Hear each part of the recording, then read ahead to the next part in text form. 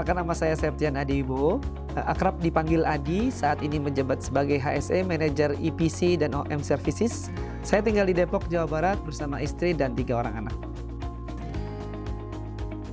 Oke, saat ini saya bertanggung jawab pada Senior Manager HSE Operation. Saya mengelola atau saya memastikan implementasi standar HSE di kegiatan operasional, khususnya di operasional EPCOM, warehouse, hingga anak perusahaan itu berjalan sesuai dengan prosedur, kebijakan perusahaan, serta peraturan perundangan yang berlaku. Saya masuk Elnusa di tahun 2010, tepatnya di bulan Maret, melalui program namanya Staff Engineering Development Program atau disingkat SEDP gitu ya. Selama 3 bulan awal saya menjalani OJT gitu ya. Di bulan Mei 2010 saya ditempatkan di fungsi HSSE. Selepas OJT kurang lebih 10 tahun saya ditempatkan di proyek-proyek aset base seperti HWU, CTU, modular rig ya, sebagai HSE officer. Nah, Maret 2020 saya diamanahkan menjadi asisten manajer HSE aset base untuk wilayah barat. Hingga akhirnya di tahun 2022 bulan November saya mengemban amanah baru sebagai manajer HSE, EPC dan OM Services. HSE itu bagian terdepan ya, atau mungkin bisa diistilahkan dengan etalase ya.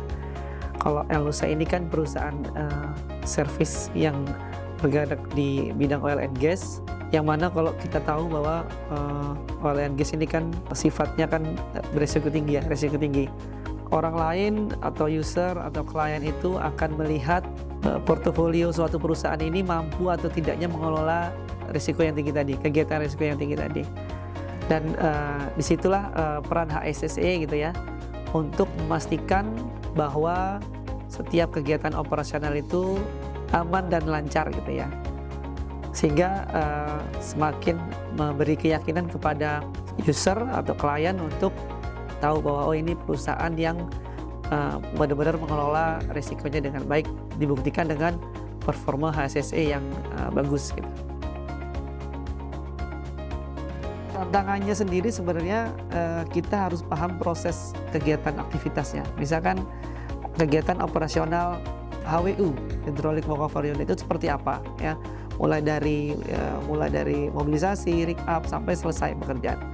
Otomatis itu menjadi tantangan karena belum tentu background kita sebagai seorang ASN ini punya pemahaman akan kegiatan itu. Yang mana itu perlu, menurut saya itu menjadi tantangan utama gitu ya.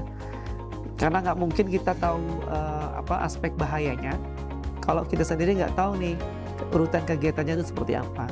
Sehingga kita juga dituntut untuk bisa belajar dengan cepat gitu ya. Termasuk di HSSE ini menurut saya pekerjaan yang paling banyak berinteraksi ya dengan orang ya, sehingga memahami karakter setiap individu itu menurut saya sih itu menjadi tantangan yang harus kita jawab. Pencapaian yang sudah diraih selama saya bekerja di Elnusa di tahun 2020, saya menginisiasi bersama tim yang ada di lapangan ya, membuat desain peralatan yang dipakai untuk menunjang kegiatan operasional rig. Saat itu kondisi sumur tidak bisa dilakukan pekerjaan well service dikarenakan kondisi sumurnya miring. Saya mencoba untuk berdiskusi dengan tim maintenance. Saya sampaikan gimana caranya kalau rig ini tetap bekerja berdiri di atas sumur ini tapi dengan kondisi aman. Karena kalau kondisinya tetap dipaksakan berdiri, kemungkinan besar rig ini akan miring karena sumurnya kondisinya miring. Saat itu salah satu tim maintenance coba mendesain gitu ya. Dan akhirnya dari desain yang tadinya hanya sebatas diskusi kecil, itu akhirnya kita coba gambar dan kita coba simulasikan dengan tim engineering yang ada di aset gitu itu. Dan akhirnya peralatan itu dibuat gitu ya, difabrikasi di lokasi langsung dengan menggunakan material-material yang ada saat itu. Namanya? Clamp casing conductor. Nah, bahkan inovasi clamp casing conductor ini mengantarkan saya dan tim saya ya ikut dalam ajang inovasi yang dilakukan oleh Upstream di tahun 2020. Jadi waktu itu sempat ikut di CIP Nusa, dapat predikat gold waktu itu dan terpilih masuk ke tim Nusa yang mewakili Nusa untuk ikut berlaga di UIA 2020.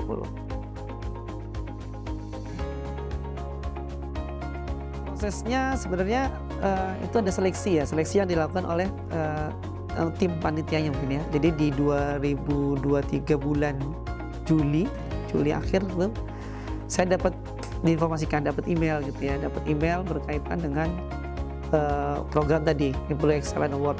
Tapi memang sebelumnya sudah ada tuh teaser itu gitu. Waktu itu saya cuma berpikir nih award apa nih, terus gimana caranya. Ternyata pada saat saya dimasukkan ke dalam list yang materi yang disosialisasi itu, saya sudah masuk sebenarnya tuh, udah masuk ke dalam.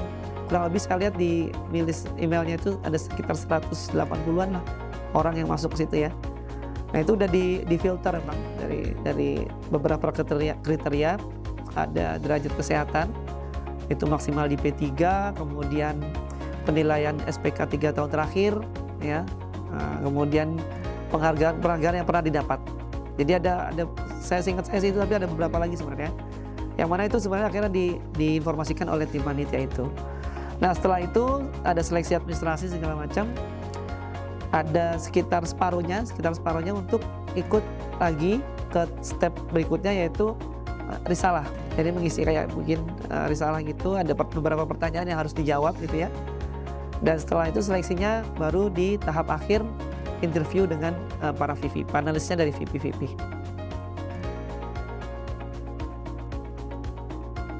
Pengalaman yang nggak bisa dilupain itu ketika pertama kali bekerja di anjungan lepas pantai, di offshore.